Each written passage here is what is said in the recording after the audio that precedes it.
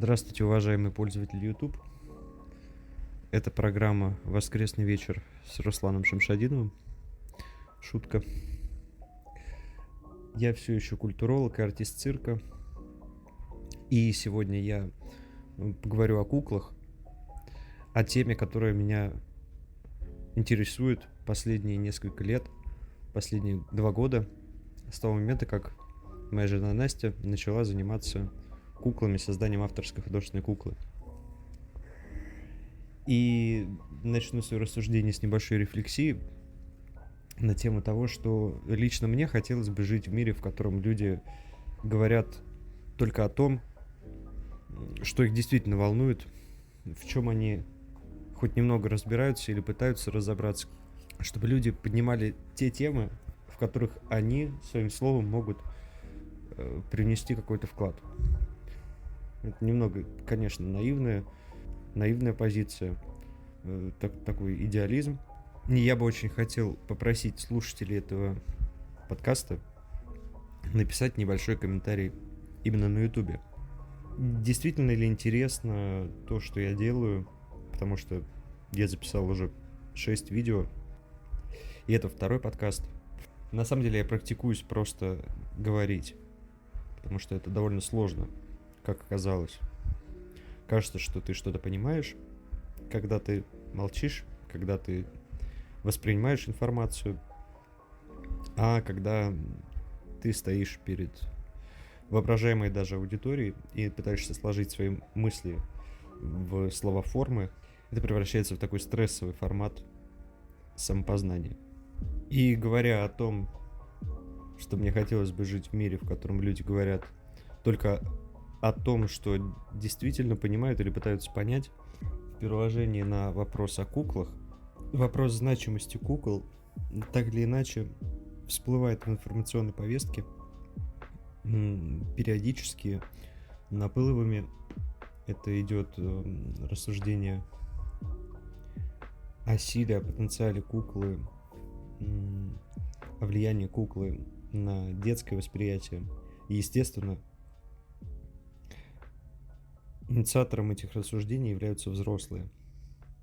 И, собственно, основная моя мысль, которую я хочу сегодня донести, это то, что кукла — это очень взрослая тема. Это тема сугубо взрослая, я бы даже так сказал. Игрушки — это серьезное дело. Так, собственно, не так давно сказал научный сотрудник факультета психологии МГУ Маргарита Гаврилова. А также она сказала, что игрушка — это средство для стимуляции детской игры и создания воображаемых ситуаций. Об этом, эту фразу она сказала в контексте рассуждения о запрете известных игрушек Хаги-Ваги.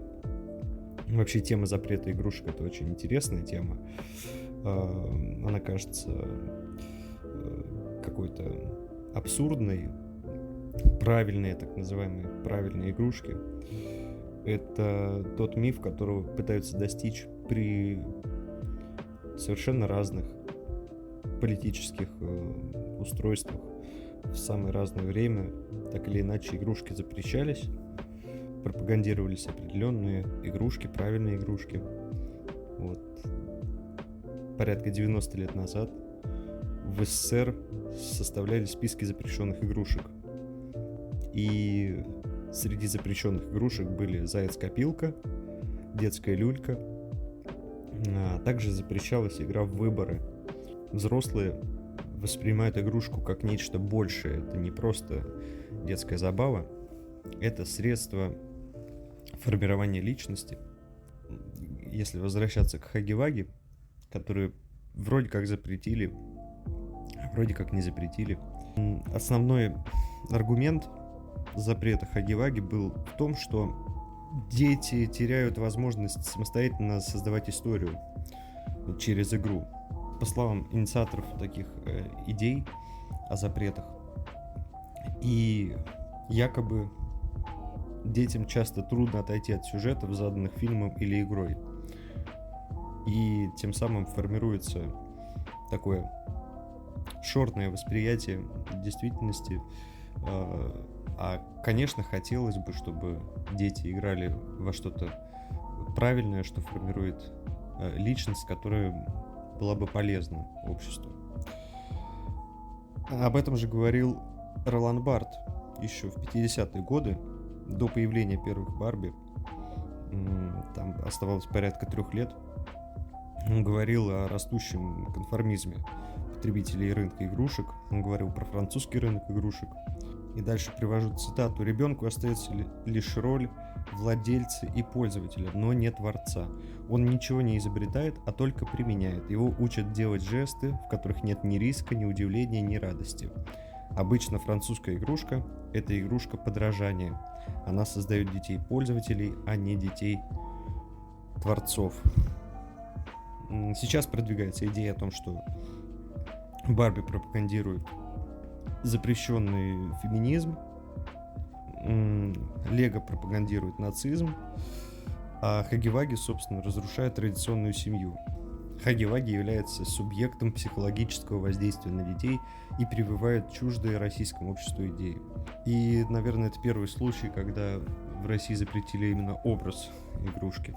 Вообще интересный момент, что страх перед игрушками это не только рефлексия на тему страшных игрушек, на тему Чаки, на тему оживших кукол, игрушек, убийц. А в принципе у человека заложено неоднозначное отношение к куклам, к движущимся статуям, в принципе, к оживающим неодушевленным объектам. И в исторической перспективе можно сказать, что кукла действительно сопровождала человека с зарождения культуры. У Геродота еще написано, что египтяне прославляли Осириса в обрядах, похожих на Дионисии, и в них принимали участие некие механические фигуры, которые символизировали силы природы. Ну и, собственно, функциональный аспект куклы очевиден. Это шаманизм, тотемизм, культ Вуду. И вот этот вот амбивалентный сакральный статус куклы действительно важен. И кукла формировала картину мира первобытного человека. Исходя из этого вывода, многие отмечают, что кукла является прародителем современного театра. Ну, так говорил Ричард Шехнер в своей теории перформанса. На мой взгляд, кукла, будь то детская фигурка или идол, кукла, будучи неживой, она является определенным индикатором именно человеческого существования. Кукла — это и модель, и имитация, и иллюзия, и образ человека, и обобщение, и подражательность, стремление к копированию. Ну и, собственно, в полной мере кукла обрела жизнь только в XVIII веке с приходом романтизма. Именно романтизм провозгласил, можно сказать, право ребенка на воображение. И со временем ожившие куклы стали типичными персонажами детских книг, но без вот этих вот страстей, крайностей, которые присущи литературе романтизма. И если в XVIII веке с дорогими куклами девочки приходили на детские праздники, выходили в свет, кукла демонстрировала социальный статус семьи, их материальные возможности, то появление Барби, появление фабричных кукол связывают не только и не столько с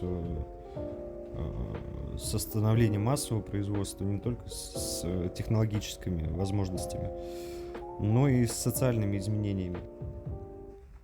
Сначала было изобретение детства, а потом коммерциализация детства. Изобретение детства — это наследие XVIII века. И вот это вот наделение значением куклы, означивание куклы весьма посредственно относится к детям.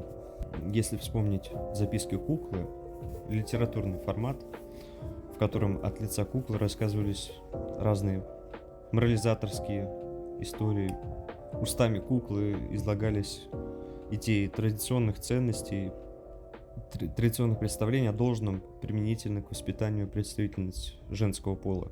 Ну и, собственно, стереотипизация образа куклы диктовалась запросом именно взрослой аудитории. Как мне кажется, действительно, человеку свойственно проецировать свои представления об идеалах на что угодно, в том числе на образы кукол. Самое важное, что эти идеалы, они недостижимы в реальности, как правило. И единственный выход из этого парадокса — неживая кукла и живые идеи, которые транслируются посредством кукол. Это, возможно, попытка дать слово самому предмету. Я говорю в первую очередь о визуальном повороте, когда изображением предлагается дать определенное право на самоопределение. И если в контексте предыдущего подкаста про феноменологию есть такое понятие интерсубъективности. Вообще в феноменологии общество — это интерсубъективность. Есть интересная книга профессора Слинина «Феноменология интерсубъективности». Ну и в первую очередь понятие интерсубъективности, оно опять-таки исходит от Гуссерля в книге «Картезианские размышления». И это понятие исходит из попытки разрешить проблему солипсизма, то есть такой установки, когда мир является непознаваемым и индивидуальное сознание является единственной несомненной реальностью, объективная реальность мира отрицается. Суть проблемы интерсубъективности заключается в необходимости вывести за пределы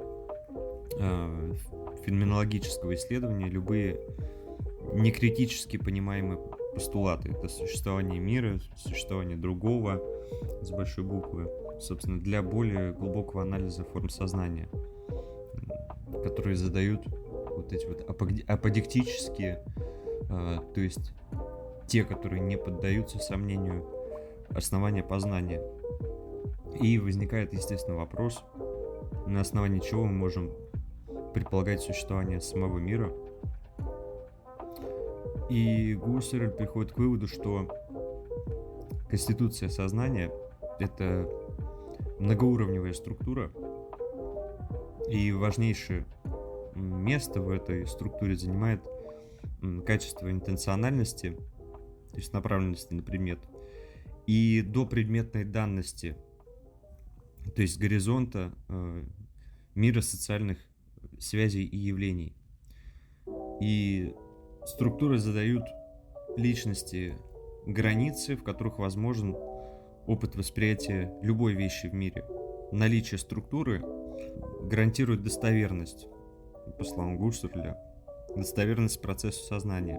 И, собственно, интерсубъективность в феноменологическом понимании — это определенный обобщенный опыт представления предметов, сообразный мир идей, платоновский, или коллективное бессознательное по Юнгу. И, возможно, объекты вот этого интерсубъективного мира — они нечто большее, чем наши представления о них. Собственно, нам необходимо попытаться найти основания вот этих образов, а не пытаться навязать наши коннотации этим образом. Сейчас говорю о куклах, о наших представлениях о должном, представлениях о том, как эти образы могут помочь в достижении наших идей. От этого, наверное, стоит избавиться. Наверное, стоит дать этим образам право слова, а иначе эти образы будут носить сугубо прикладную функцию. Наверное, может показаться, что мое рассуждение — это такая конспирологическая и шизофреническая теория на тему того, что кукла действительно является чем-то живым. Но понятие живого и неживого, оно априори заложено в образ куклы. Вот этот парадокс двигающихся статуй, оживающих неодушевленных предметов. Если обратиться к Лакану, на этом я, наверное, завершу свое пространное рассуждение. Для человеческого существа быть мертвым, будучи живым, означает быть захваченным мертвым символическим порядком. А быть живым, будучи мертвым, это значит отдать тело оставшейся части субстанции жизни, которая не подверглась символической колонизации. Здесь происходит определенный разрыв между мертвым символическим порядком и несимволической субстанцией жизни наслаждения. Сам феномен сознания основан на нашем осознании своей смертности. Естественно, мы этого боимся, но мы стремимся к познанию этого вопроса, поэтому проецируем наши страхи на неодушевленные предметы.